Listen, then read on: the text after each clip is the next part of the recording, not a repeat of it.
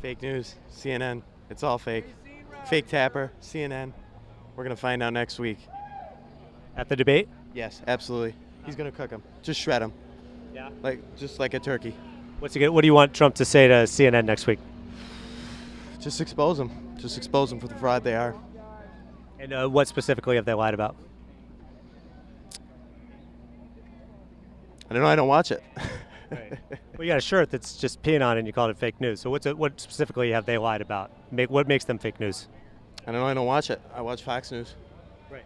But you called them fake news. Why do you think they're fake news? What are they saying that's fake?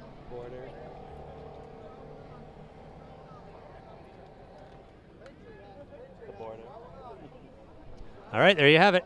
I think he thought if he just turned and looked away long enough, he'd disappear or Donald Trump would come and rescue him or something. Either way, he watches Fox News, which is why he regurgitated that CNN is fake news and that this isn't. Well, we can see it with our own eyes and hear it with our own ears. And they mock people for suspecting there might be some fraud in an election, which is a process that one can't see, that is not transparent. And they laugh at anybody who suspects that there might be something off. Rupert Murdoch admitting things under oath that, well, let's just say he doesn't admit when he's not forced into a courtroom looking at $1 billion+ fine. Murdoch admits that selected Fox hosts completely endorsed the lie about Donald Trump and the election. Murdoch asked under oath whether some of the hosts endorsed the big lie, that the election was stolen, that he didn't actually lose. And Murdoch replies, yes, they endorsed. And that's not all. Under oath, we find a very different Murdoch. He's a business titan. He has all kinds of experience. He has communication skills. He has strategy. But he also understands something that goes to why we've covered this case from the beginning, why accountability still can matter in this country, that some questions cannot be dodged under oath without risking committing perjury.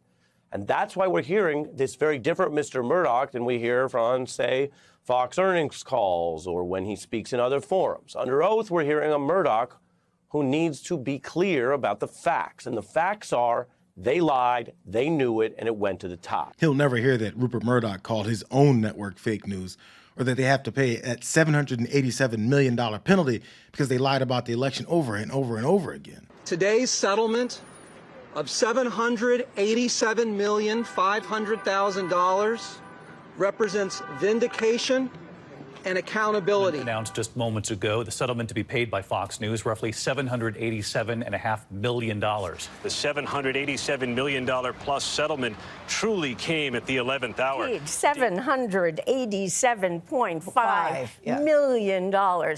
It's one of the largest settlements or verdicts in a defamation case in history. Fox agreeing to pay Dominion more than $787 million over the network's unsupported claims that the 2020 presidential election was rigged. And despite all that, Trump can still direct his flock to turn and point at the media and scream fake news like trained pets.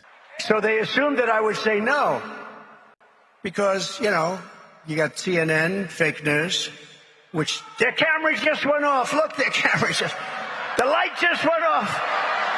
The CNN.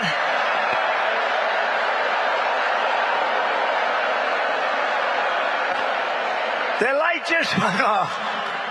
I watch their light all the time.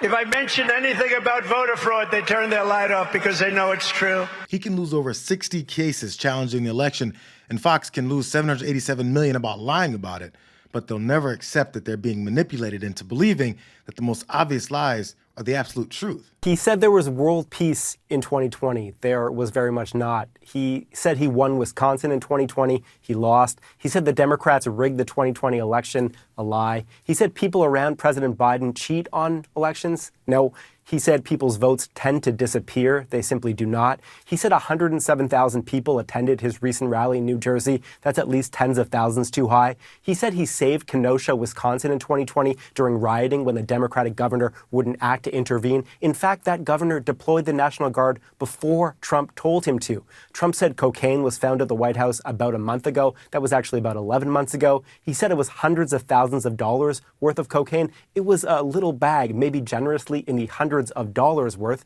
He said Biden orchestrated his New York criminal trial. Zero evidence of that. He said Biden was also behind all of his cases, including civil trials. Baseless again. He said Biden wandered off at the G7 and didn't know where he was. No, Biden was briefly chatting with a skydiver who had landed near the group. He said he was indicted more than infamous Al Capone. No, Al Capone had more indictments than him. He said he was in Washington the other day for one of his trials. He was actually there for meetings with congressional Republicans. He said Nancy Pelosi turned down his offer of 10,000 soldiers on January 6th. She never got such an offer and would not have had the power to reject it even if she did. He said the January 6th committee deleted all records, just did not happen. He said he's the only president who didn't start a war. Jimmy Carter didn't start any wars. He said he finished the war in Syria, no, and got U.S. soldiers out. He actually left hundreds of troops there. He said Syria and Turkey have been fighting over their border for, quote, 2,000 years. That border, Abby, is less than a century old. That rapid-fire fact check went on for much longer. But the guy at the beginning said CNN is fake news, so he'll never know. Fox News knows that no matter what, they've got a captive audience that needs their pro-Trump narrative fed, even if it requires jokes about elderly folks in general to galvanize their talking points. Yeah, I think Dagan's absolutely right. And I think people do get embarrassed when the president stumbles on the world stage because we want someone who is strong. We want someone who has a very clear vision of what our country needs and where we fit on the global stage. And it's like, he's like Nana that just sort of toddled away from the picnic and everyone's like, Nana, come back here, Nana. Okay, we're having cake. So, Dagan says he won't be a self-caring man in 4 years. He's not going to be a self-caring man in 4 months. I worry that he got bit on the head by Champ. No one in MAGA should ever talk about strength on the world stage after watching former President Trump kiss Vladimir Putin's ass in front of the world in order to reject his own intelligence officials. And why is Nana catching strays over her dementia? Worst part is that all this vitriol wrapped up in jokes was over a misleading narrative that they ran with. Well, social media lit up for the second time in a week over a video of President Biden. Biden and the G7 leaders were watching a skydiving demonstration in Italy when Biden walked away from the group to perhaps address or greet one of the parachutists. Watch.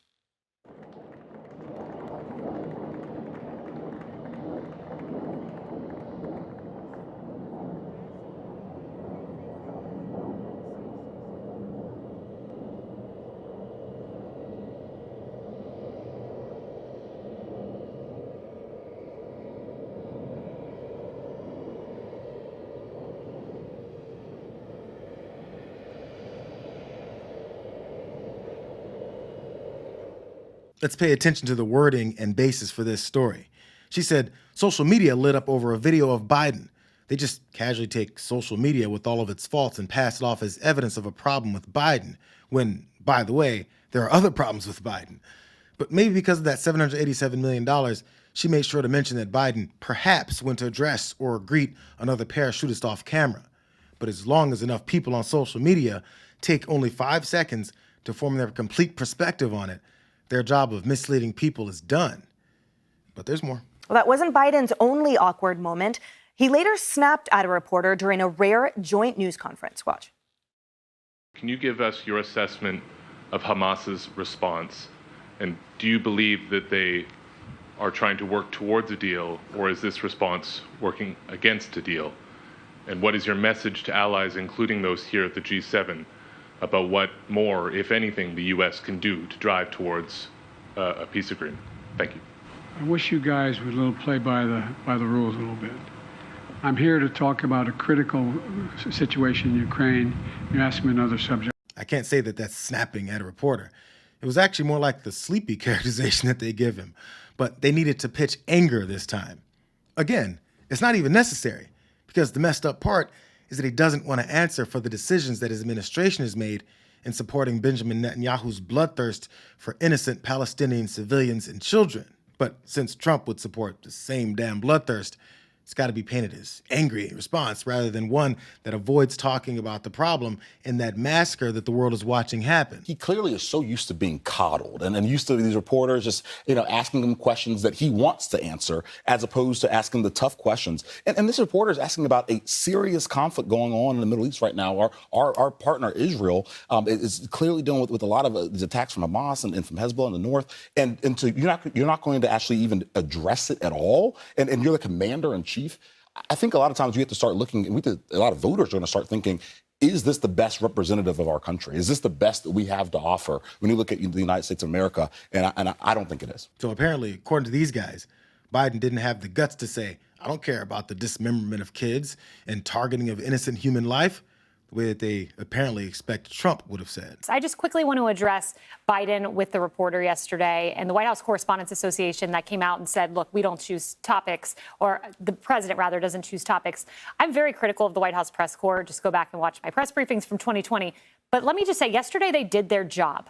The first reporter was from the Associated Press. They not only asked about Russia, but they asked about Hunter, and that is exactly what they should have asked about. Then you get to the second reporter, Josh Wingrove from Bloomberg, and he asked about the Gaza war. That's a fair topic. And then President Biden lashed out. If you're going to lash out because you're asked a substantive, good question from a press corps that's typically friendly to you, buckle up, buddy. You got Donald Trump coming your way in about a week and a half on the debate stage. And this is the purpose.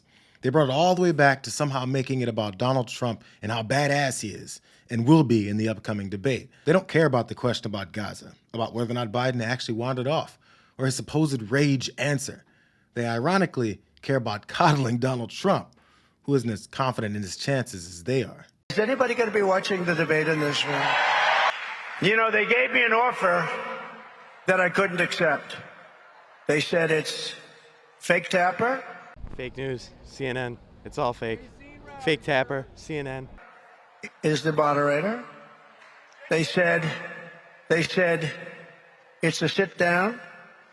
It's a very sterile room. Nobody in. Nobody allowed in. Nobody allowed, not even your family.